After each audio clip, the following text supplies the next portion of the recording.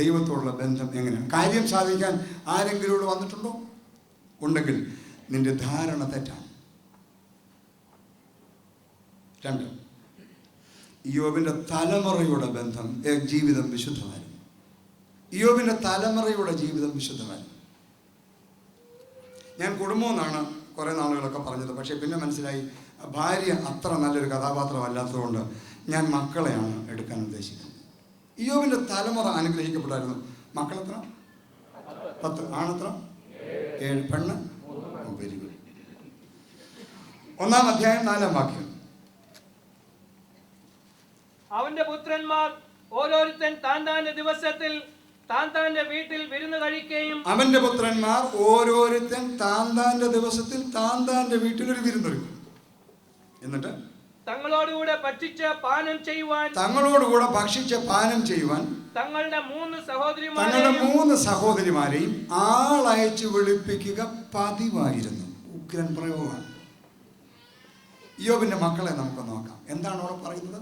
ഓരോരുത്തൻ താന്താന്റെ ദിവസത്തിൽ താന്താന്റെ വീട്ടിൽ ഒരു വിരുന്നൊരുക്കി തങ്ങളോടുകൂടെ ഭക്ഷിച്ച് പാനം ചെയ്യുവാൻ തങ്ങളുടെ 3 സഹോദരിമാരെയും ആളയച്ച് വിളിപ്പിക്കുമായിരുന്നു.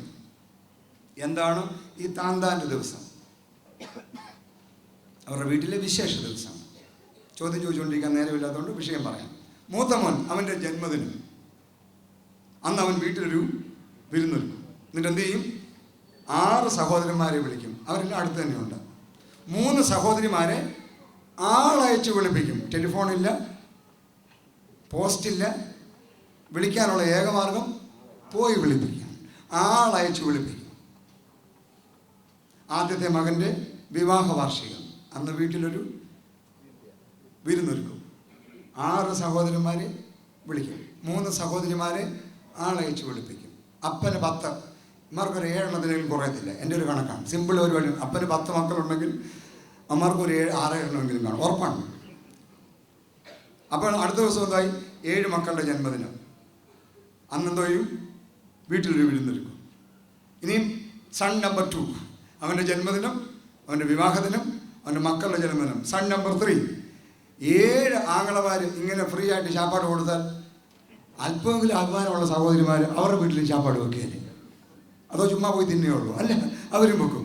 ഞാൻ ഇരുന്നൊരു കണക്ക് കൂട്ടി നോക്കി. ഞാൻ വെറുതെ ഇരുന്ന് കൂട്ടിയപ്പോൾ എനിക്കൊരു കണക്ക് കിട്ടി. ഇയ്യോബിൻ്റെ മക്കൾ വർഷത്തിൽ കുറഞ്ഞത് 100 ദിവസമെങ്കിലും ഒരുമിച്ച് കൂടി ഭക്ഷണം കഴിക്കുന്ന ഒരു കുടുംബമായിരുന്നു. ഇയ്യോബിൻ്റെ മക്കൾ 10 വർഷത്തിൽ ഏറ്റവും കുറഞ്ഞത് 100 പ്രാവശ്യം അവരവർ കൂടി ഭക്ഷണം കഴിക്കും. ഈ ഭൂമിയിലെ കൂട്ടായ്മയുടെ ഏറ്റവും മകുട ഉദാഹരണമാണ് ഫുഡ് എന്ന് പറയുന്നത്. കർത്താവ് അത്ഭുതം തുടങ്ങിയത് ഒരു ശാപ്പാടിൻ്റെ നടുക്കാണ്. കർത്താവ് ഇവിടുത്തെ പരിപാടി അവസാനിപ്പിച്ച് പോയത് ഒരു ശാപ്പാട് കഴിച്ചേച്ചാണ്. അറിയോ?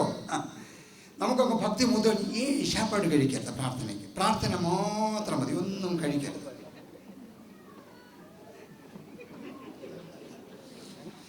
ഈ പ്രാർത്ഥനക്കാരെയൊക്കെ ഞാൻ ശരിക്കും കണ്ടിട്ടുള്ള പുള്ളിയാണ്. ചില വീട്ടിൽ പോയിരുന്നു പ്രാർത്ഥിക്കും, കാപ്പി എടുക്കാൻ പറയും, ഞാൻ ഇപ്പം മരുന്ന് കഴിച്ചുകൊണ്ടിരിക്കുക. സ്തോത്രം പറയാൻ ഒരു ബുദ്ധിമുട്ടുമില്ല. നിന്റെ കട്ടൻ കാപ്പി ഞാൻ കുടിക്കരുത്. ഈ സൈസ് ബന്ധമാണ്. ഒരുമിച്ച് ശാപ്പാട് കഴിക്കാൻ കഴിയാത്ത ഒറ്റ ഒരെണ്ണം ഇനി സ്തോത്രം പറഞ്ഞേക്കരുത്. കാരണം നിനക്കത് പറയാൻ അവകാശമില്ല. നിന്റെ സഹോദരനോട് ഒരുമിച്ചിരുന്ന് 1 കപ്പ് വെള്ളം കുടിക്കാൻ കഴിയാത്ത നീ എത്ര സ്തോത്രം പറഞ്ഞാലും അത് വെറും സൂത്രവും തട്ടിപ്പും മാത്രമാണ്. വേദപുസ്തകം പറയുന്നു ലോകത്തിലെ ഏറ്റവും ബെസ്റ്റ് കൂട്ടായ്മ ഭക്ഷണം. ഞാൻ പറഞ്ഞല്ലോ, വിശദീകരിക്കാൻ നേരമില്ലാത്തതുകൊണ്ടാണ്. അബ്രഹാം ദൈവദൂതന്മാരെ സൽക്കരിച്ച കഥ അറിയാമല്ലോ, വായിച്ചിട്ടുണ്ടോ? വഴിയെ പോയ വയ്യാവേലിയാണ് 3 വായിച്ചു നോക്കണം വേദപുസ്തകം. പുള്ളി ഉച്ചപരുവത്തിന് ജോലിയും കഴിച്ച് വീട്ടുമുറ്റത്ത് വന്ന് കൈയും കാലും കഴുകി അവിടെ ഇരിക്കുകയാണ്. വീട്ടിൽ ആരുണ്ട്? ഇപ്പോഴത്തെ സർക്കാരിൻ്റെ നിയമം അനുസരിച്ചുള്ള കുടുംബമാണ്. ആകെ ഭാര്യയും ഭർത്താവും ഉള്ളൂ. നമ്മൾ 2, നമുക്ക് 0. ഇതാ പാർട്ടികൾ അകത്തിരിക്കുന്നത്. അപ്പോൾ എത്ര കുബൂസ് ഉണ്ടാക്കി കാണും? ഒരു 4 കാണും. ഇല്ലേ അന്ന് തിന്നുന്ന പാർട്ടി അന്നൊരു 10 ആയിക്കോട്ടെ. അപ്പോൾ അപ്പച്ചൻ വീട്ടിൽ കയറാൻ ഉണ്ണാനൊരു പരുവായപ്പോൾ വഴിയെ വേദോസം വായിച്ചിട്ടിരിക്കുന്നു.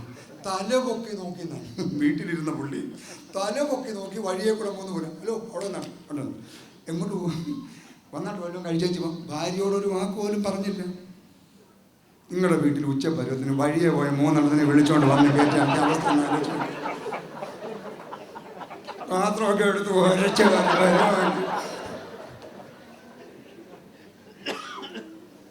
കയറി ഇങ്ങോട്ട് വന്നേച്ച് പറയാണ്, ഞാൻ ഇച്ചിരി വെള്ളം തരാം, കൈയും കാലും പ്ലീസ്, കൈയും കാലും കഴുകാട്ടെ, അവിടെ ഇരുന്നാട്ടെ, ഞാനിപ്പോൾ വരാം. അകത്തോട്ട് ഒറ്റ പോക്കാണ്. പോയി പറയാണ്, എന്തുവാ എടുത്ത് കുഴച്ചോടി ഭാര്യയോട്. എന്നിട്ട് അവിടെ നിൽക്കുമോ? അവിടെ നിന്ന് സഹായിക്കാൻ മനുഷ്യനെ എന്ന് പറയാൻ നോക്കൂ. ഒറ്റ പോക്കാണ്. എവിടെ പശുവിനെ വളർത്തുന്നത്, പിടിക്കട വളർത്തുന്നത്, ബെറ്ററാ. അവിടെ വെച്ചാണ് വന്ധ്യയായ സാറായെ ദൈവത്തിൻ്റെ ദൂതന്മാർ അനുഗ്രഹിച്ചത്. അത് ശാപ്പാടിൻ്റെ നടുക്കാണ്. കർത്താവ് ആദ്യം ചെയ്ത അത്ഭുത പ്രവൃത്തി എവിടെ വെച്ചാൽ യേശു കണ്ണുനീർ വാർത്തൊന്നുമല്ല, അതിന് മുമ്പേ വേറെ പരിപാടിയുണ്ട്. ചിലർക്ക് കണ്ണുനീർ വാർക്കാനാണ് ഇഷ്ടം. കാനാവിലെ കല്യാണത്തിന് വെള്ളം വീഞ്ഞാക്കി. എന്താ അതിൻ്റെ ബാക്കി ഇതേക്കറിയോ? അടയാളങ്ങളുടെ ആരും. That was just A beginning. പിന്നെ മുഴുവൻ ഇങ്ങനെയായിരുന്നു. ഭൂമിയിലെ ഏറ്റവും വലിയ കൂട്ടായ്മ ഏതാണ്? ഭക്ഷണമാണ്. How wonderful and pleasant it is when kindred live together in unity. ഇതാ സഹോദരങ്ങൾ ഒത്തൊരുമിച്ച് വസിക്കുന്നത് എത്ര ശുഭവും എത്ര മനോഹരവും. ഇയ്യോബിൻ്റെ മക്കൾ അങ്ങനെയായിരുന്നു. എത്ര നാളായി സഹോദരൻ്റെ വീട്ടിൽ കയറി ഞാൻ ഇമ്മണി കഴിക്കും. ഞാൻ നിങ്ങളോട് സത്യം പറയട്ടെ, ഇതിനകത്ത് മാർത്തോമക്കാർ മാത്രമേ ഉള്ളൂ എന്ന് എനിക്ക് അറിഞ്ഞുകൂടാ. മാർത്തോമ സഭയിലെ 90% കുടുംബ വഴക്കുകൾക്കും കാരണം അമ്മായിമ്മയും മരുമകളൊന്നുമല്ല, ചുമ്മാതാണ്. ചേട്ടനനിയന്മാരുടെ ഭാര്യമാരാണ്. ഞങ്ങൾ 5 മക്കളാണ്. ഞാൻ പറഞ്ഞു, ഞാൻ ലാസ്റ്റ് വേണം, ഞാൻ മറ്റേ വാക്കിനെ ഉപയോഗിക്കുന്നില്ല. ഞങ്ങൾ വലിയ പുള്ളികളൊന്നും അല്ലായിരുന്നു. ഞങ്ങളുടെ നാട്ടിൽ ഞങ്ങൾ കഴിച്ചുകൊണ്ടിരുന്ന ഹാംബർഗറും ചിക്കനും ഒന്നും അല്ലായിരുന്നു. നല്ല 1-ാം തരം കപ്പ, വാട്ടക്കപ്പയും ഉണക്കക്കപ്പയും. അറിയോ ഈ സാധനം? That white thing, you know, tapioca.